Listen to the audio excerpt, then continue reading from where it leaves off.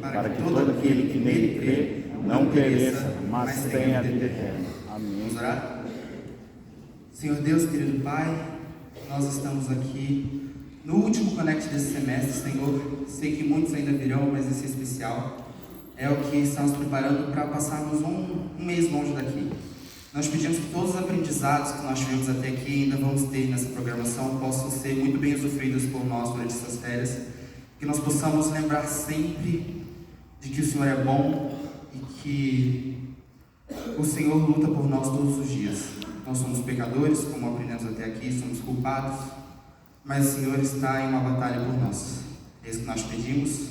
Eu peço que o Senhor me abençoe, que o Senhor me ajude a passar as tuas palavras para todos os que estão me ouvindo, Senhor. Amém. Eu te peço em nome de Jesus. Amém. Amém.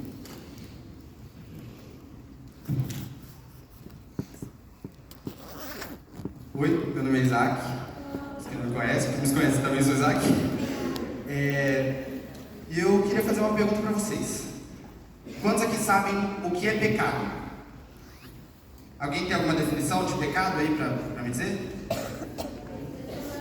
Transgressão da lei. Mais alguma? Eu pesquisei em vários sites as definições de pecado e eu encontrei várias. Muitas vezes disseram transgressão da lei, eu acho muito interessante. Mas uma que chamou minha atenção é que dizia que o pecado é a nossa separação de Deus. E por que ela se refere também à transgressão da lei? A lei de Deus, ela é como se fosse um passo a passo para nós vivermos com Deus, para nós termos uma comunhão sempre com Ele. Como Jesus resumiu durante o ministério dele aqui na Terra, amar a Deus acima de todas as coisas e amar ao próximo como a si mesmo. E a lei nada mais do que os 10 mandamentos do que uma descrição disso. Se nós amamos o nosso próximo, a gente não mata, a gente não rouba, a gente não adultera. E se nós amamos a Deus acima de todas as coisas, nós não usamos o nome dele em vão, nós não colocamos outras coisas acima dele, porque amamos ele acima de todas as coisas. E a lei se refere exatamente a isso. Então, quando nós quebramos uma lei, quando nós transgredimos a lei, nós nada mais estamos fazendo do que nos separando de Deus, porque se ela é o passo a passo para estarmos perto de Deus, ela, quebrada, nos separa dele. Queria convidar vocês para abrir a Bíblia em Isaías 59, 2.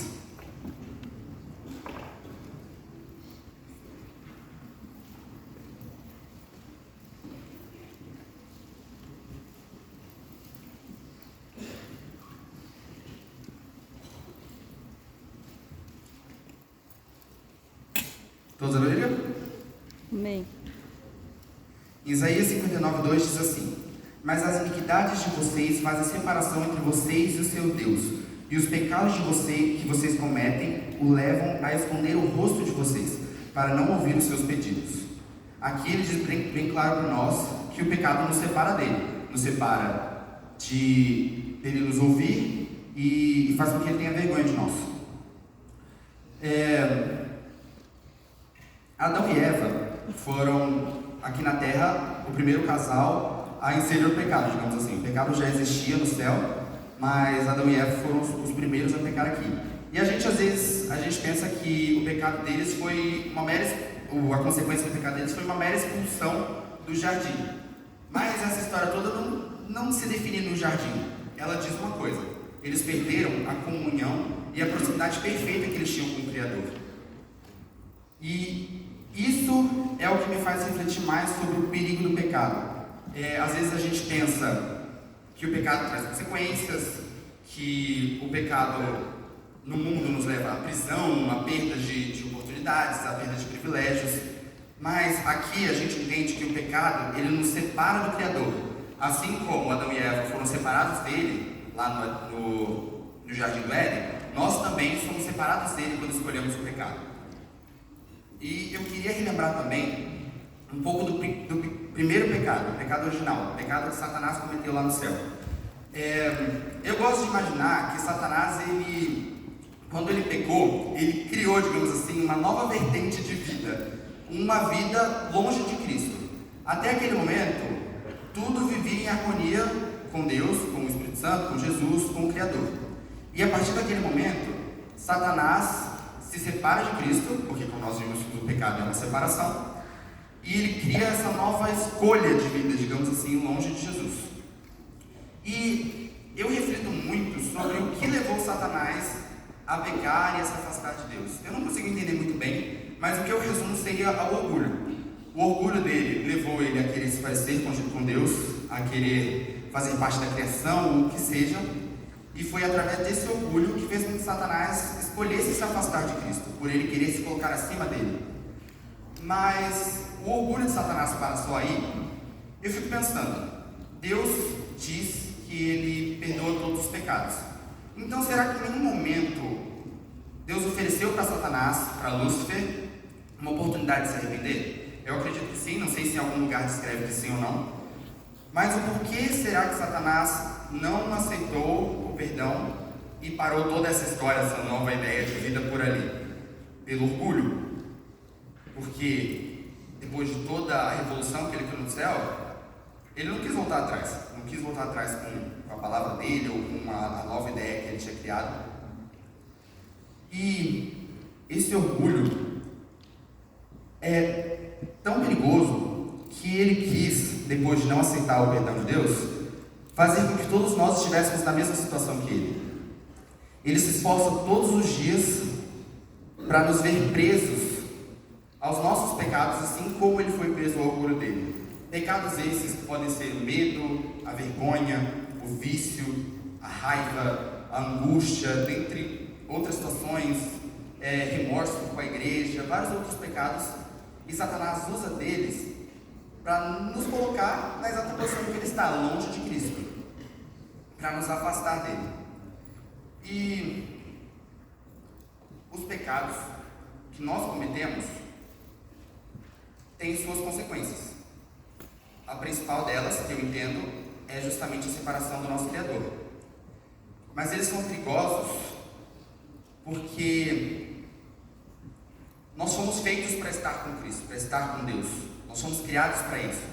E a partir do ponto em que Satanás se esforça para nos afastar dele e nos fazer, digamos assim, aceitar essa nova vertente de vida, nós estamos perdidos com a nossa criação. Eu li um livro, esse livro aqui não sei quantos leram, levanta a mão quantos leram, Cartas de um Diabo ao Seu Aprendiz.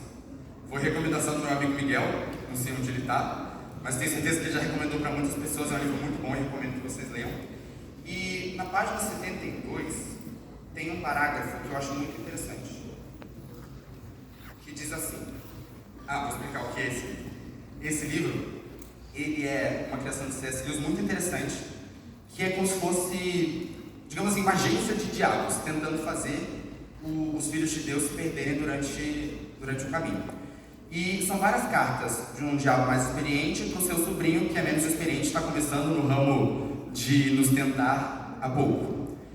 E ele diz aqui sobre os pecados que nós cometemos, os pequenos pecados do dia a dia. Ele diz assim para o sobrinho: você dirá que esses pecados que o ser humano comete são muito ínfimos, e sem dúvida, como todos os tentadores jovens, você está ansioso para poder reportar perversidades espetaculares. Mas lembre-se de que a única coisa que importa é o quanto você consegue afastar o homem do inimigo. Não importa quão pequenos são os pecados, desde que o seu efeito cumulativo seja de desviar o homem para longe e para fora da luz, direto para o nada. O assassinato não será melhor do que o carteado, do que os jogos de carta, se este der conta do recado. A estrada mais segura para o inferno é gradativa, a ladeira é suave, o solo é macio, sem curvas acentuadas, sem marcos e sem postes indicadores. Aqui o que ele nos diz são os pecados pequenos do dia a dia que são os mais perigosos. A perdição, ela vem de uma forma sutil, ela é feita de pequenas escolhas. Aqueles pecados do dia a dia, aqueles pequenos deslizes, são eles que verdadeiramente nos afastam de Deus. E eu me pergunto por que o pecado ele é tão atrativo? Por que nós somos tão tentados e muitas vezes, quase todos os dias, se não todos os dias, caímos na escolha do pecado? Porque Satanás, como sabemos, é o pai da mentira. E o pecado, ele nos promete liberdade, mas ele produz escravidão. Ele nos promete prazer, mas ele produz vazio. Ele nos promete vida, mas ele produz só a morte. Eu queria abrir com vocês o verso que está em Romanos 6:23, aquele que está ali na parede, e para a gente entender um pouquinho do que o pecado causa na nossa vida.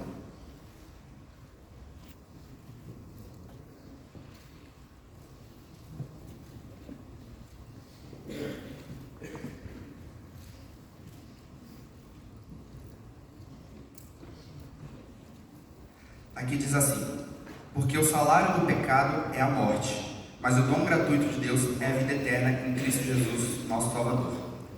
Aqui a Bíblia nos diz que para pecadores só resta uma coisa: a morte. O salário do pecado é a morte. Todos entenderam? O pecado leva à morte, porque em Cristo há vida, como diz no verso, mas sem Cristo só há morte. E o que nós somos? Pecadores. Nós somos o quê? Pecadores. Pecadores. O que nós merecemos? A morte. Nós merecemos a morte. Nós todos os dias escolhemos pecar. Nós nascemos num mundo pecaminoso, mas nós pecamos sem nunca perceber, sem nunca saber o que estamos fazendo. O pecado só cai na nossa vida? Não, nós escolhemos pecar todos os dias. Ou seja, nós escolhemos a morte. Nós escolhemos estar separados de Cristo. E o salário do pecado é a morte. Até aqui a gente falou sobre o pecado, descobrimos que a Bíblia é muito clara sobre o que nós merecemos, descobrimos que nós somos culpados, que não há desculpa, não há como negociar, não tem escapatória, nós somos culpados, nós merecemos a morte. E essa é a estratégia de Satanás, nos levar a pecar todos os dias e a morrermos com ele. Mas existe uma característica de Deus que Satanás nunca conseguiu entender. Ele nunca conseguiu compreender o amor. A justiça de Deus, ela exige punição, mas o amor dele se recusa a perder os seus filhos. E por ele se recusar a perder os filhos, ele criou um plano de salvação. E eu queria ler um pouquinho dele com vocês. E eu tenho 2 livros que falam bastante sobre esse sacrifício e sobre o que ele fez para nos salvar. E são citações um pouco fortes, então se você é sensível, eu entendo, conversa com a preceptoria se você precisar se afastar um pouco, mas é importante que a gente entenda. Aqui diz assim: ao passar Jesus à porta do pátio de Pilatos, esse livro é o Desejado de Suas Transações, caso alguém queira ler. A cruz preparada para Barrabás foi-lhe disposta nos feridos sangrentos ombros. A carga do Salvador era demasiado pesada para o estado de fraqueza e sofrimento que se achava. Desde a ceia pascual, ele não se alimentava nem bebia. Ele tinha se angustiado no jardim do Getsemane em conflitos com as forças satânicas. Suportara a agonia da traição e viria os discípulos abandonarem-no e fugirem. Fora levado a Anás, depois a Caifás, Pilatos, segue essa história. E de um insulto a outro, de uma zombaria a outra, ele foi 2 vezes torturado por açoites. E toda aquela noite foi uma sucessão de cenas de molde a provar até o máximo de uma alma do homem. Para a gente entender um pouquinho melhor do que foram esses açoites, tem algumas citações no livro Em Defesa de Cristo, que, sinceramente, me fizeram sentir quase que uma dor física ao tentar entender um pouco do que Jesus sofreu. A gente sabe que Jesus, no Getsemane, ele suou sangue. E essa é uma condição que se chama hematidrose. Esse livro, ele é de um ateu que ele buscou no mundo todo várias justificativas para provar que Jesus não existiu. Mas ao final, quando ele terminou de escrever, ele não teve como, ele se converteu ao cristianismo, porque havia muitos relatos de que Jesus realmente existiu. E aqui tem um especialista contando para ele mais ou menos como é que foi a morte de Cristo. Ele diz assim, que essa condição nada comum, ela está associada ao alto grau de estresse psicológico. Como nós vimos, eles estavam no estresse absurdo por várias situações. A ansiedade extrema ocasiona a liberação de substâncias químicas que rompem os vasos capilares nas glândulas sudoríparas. E o suor brota misturado com sangue. E o efeito disso fragiliza muito a pele, de modo que quando Jesus foi açoitado aquelas 2 vezes pelos soldados romanos no dia seguinte, sua pele já devia estar muito, muito sensível. Os açoitamentos romanos eram famosos por serem terrivelmente brutais. Eles geralmente constituíam em 39 chicotadas, mas com frequência esse número era bem mais alto, dependendo do estado de ânimo dos soldados que os aplicavam. Os soldados usavam chicotes de tiras de couro trançadas com bolas de metal amarradas. Quando o açoite atingia a carne, essas bolinhas causavam hematomas ou contusões profundas que se abriam nas chicotadas seguintes. Havia também presos aos açoites pedaços afiados de ossos que cortavam a carne profundamente. As costas eram tão rasgadas que às vezes os cortes profundos chegavam a deixar as espinhas e os ossos expostos. As chicotadas elas iam desde o torso até as nádegas e pegavam as pernas também. Era terrível. À medida que o açoitamento continuava, as lacerações atingiam os músculos inferiores que seguravam o esqueleto, deixando penduradas tiras de carne ensanguentadas. As veias de quem era açoitado ficavam abertas, os músculos, os tendões, os órgãos internos da vítima ficavam expostos. Sabendo que algumas pessoas morriam por causa desse tipo de agressão antes mesmo de serem crucificadas. Então, nisso a gente entende que a natureza humana de Cristo já estava completamente exausta, machucada, cansada. A natureza mental do homem, Jesus, também pelas traições, pelas zombarias, pelos escárnios.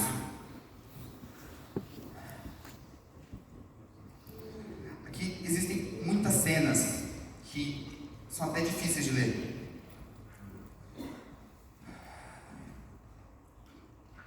Tem uma palavra, a palavra excruciante. Depois, se alguém puder ler o livro, leia. Não temos tempo, nem é tão necessário lermos assim. Mas a palavra excruciante, ela vem exatamente do termo dor aguda por causa da cruz. A dor era tão forte que foi necessário criar uma nova palavra para expressar a dor que Jesus sentiu naquela cruz.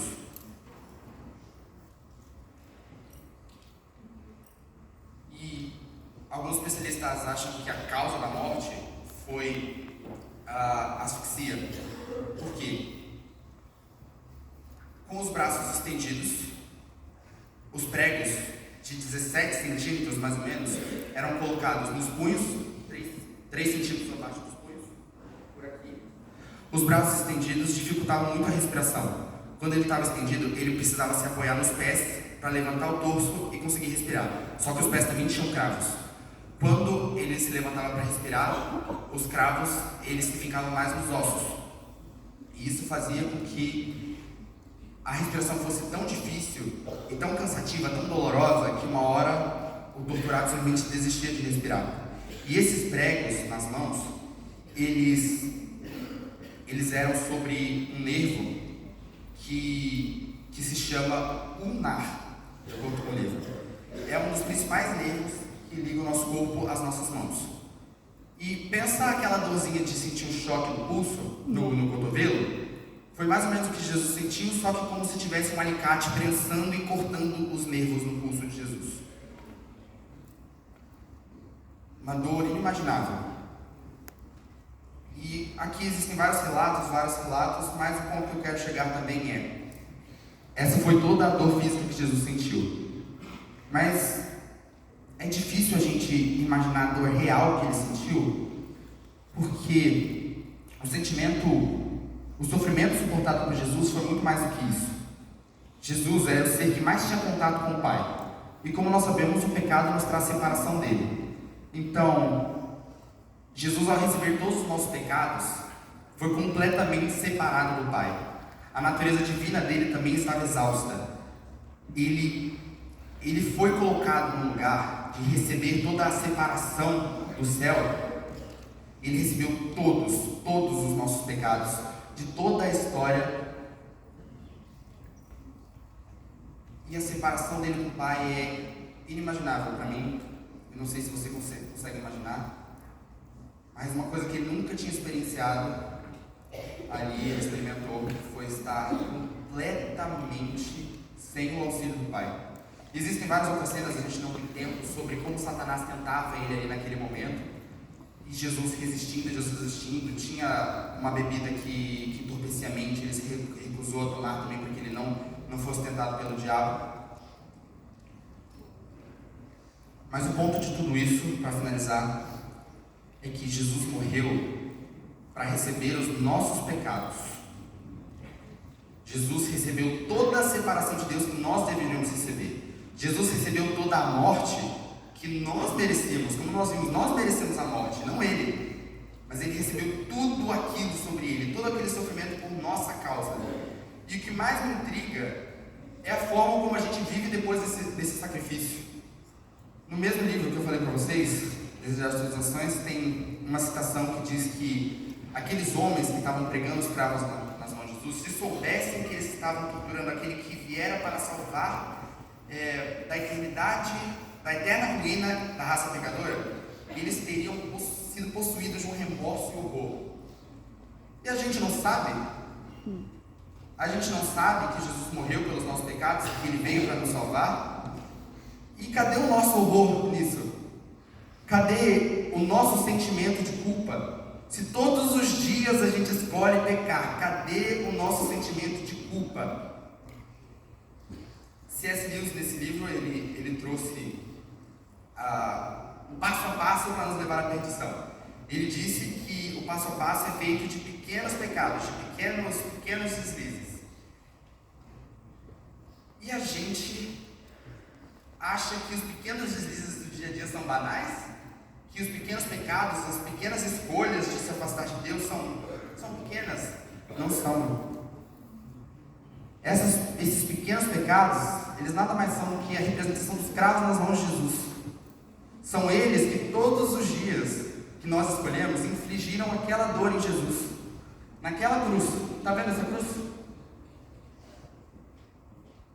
A dor de Jesus, que Jesus sentiu, é por nossa causa. E todos os dias a gente escolhe fazer mais dor em Jesus. Mais dor e mais dor e mais dor. Nós sabemos que Ele veio para nos salvar. Nós sabemos que Ele veio para que nós fôssemos perdoados. E nós escolhemos ainda assim pecar. Voltando lá no pecado primordial, ele não foi um assassinato, não foi o início de uma guerra. Ele foi uma conversa, uma dúvida e uma escolha. Qual é a nossa escolha hoje? A nossa escolha é cravar os cravos na mão de Jesus? É açoitá-lo tantas vezes? É arrancar a carne dele? É fazer ele sofrer? Causar a separação dele com o Pai que era para ser nossa? Onde está a nossa gratidão por saber que a gente tem a chance de viver uma eternidade que nós não merecemos, porque Ele morreu por nós? A gente banaliza demais a morte de Jesus como se fosse uma coisa simples. A gente vê todo ano a peça de Páscoa, a gente ouve falar sobre a morte dele, mas onde é que está o sentimento de culpa? Jesus nos perdoa. Nós podemos seguir uma vida de perdão, mas é assim que a gente está vivendo? Eu, sinceramente, eu vejo pelos meus próprios pecados. Todos os dias eu escolho pecar. Onde é que está o meu sentimento de culpa nisso? Onde está o seu sentimento de culpa? A gente coloca como se Jesus tivesse vindo para salvar o mundo todo, mas Ele veio para salvar você. Ele veio para me salvar. Ele veio para perdoar os seus pecados, para perdoar os meus pecados. E são todos os dias que nós devemos escolher aceitar essa salvação. Eu queria chamar a Mel para cantar uma música muito linda, que sempre que eu ouço, faz com que eu me imagine naquela cena, como se eu estivesse aos pés da cruz, olhando para o Calvário, olhando para Jesus sangrando. E ela me faz perceber o quão ingrato e indigno eu sou. Eu convido você a também se colocar naquele momento, a também imaginar Jesus morrendo e sofrendo por você. Peça perdão aos seus pecados e aceite o perdão que Ele te oferece hoje. Enquanto ela canta, vocês vão receber uma pequena lembrança desse Connect em forma material, para que você se lembre durante todas essas férias e até que Jesus volte, que o sofrimento dele não pode ser em vão. O sofrimento dele é para salvar você e para mim. Essa salvação está ao alcance de quem aceitar.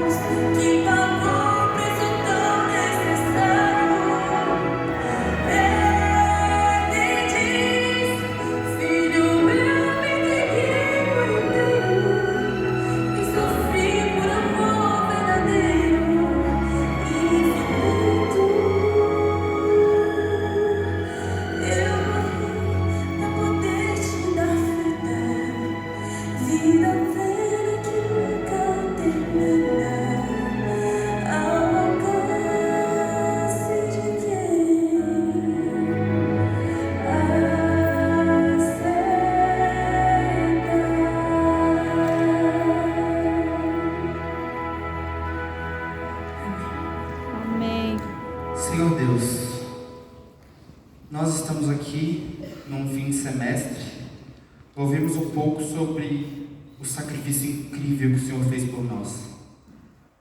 E nós estamos aqui para aceitar esse sacrifício e para vivermos uma nova vida contigo, uma vida longe de qualquer coisa que nos afaste de ti.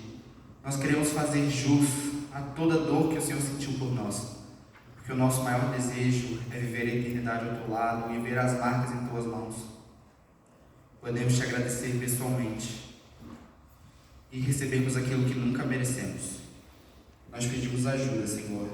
Esse caminho é difícil, como nós vimos, Satanás tem muitas artimanhas para nos fazer cair em pecado. Mas ele não é mais poderoso do que o Senhor. Nem um pouco. O Senhor pode nos fazer nos levantar de novo e pode nos ajudar a verdadeiramente vivermos contigo. Isso que nós pedimos, te agradecemos, te pedimos pelas férias também, que possam ser vividas inteiramente ao teu lado. Em nome de Jesus, amém. Amém. Algum recado?